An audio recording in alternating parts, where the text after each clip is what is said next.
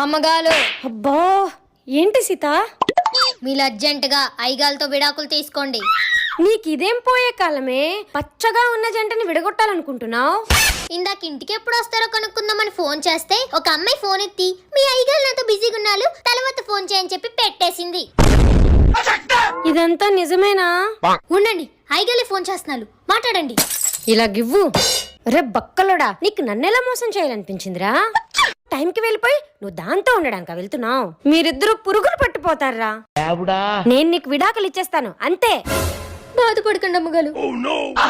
ఇంతకీ అమ్మాయి ఎవరో తెలుసా? దాని గొంతు ఒకటే బాగా తెలుసు అమ్మగాలు, మీకు వినిపిస్తాను ఉండండి. మీరు డయల్ చేస్తున్న నంబర్ ప్రస్తుతం బిజీగా ఉంది, తరువాత ప్రయత్నించండి.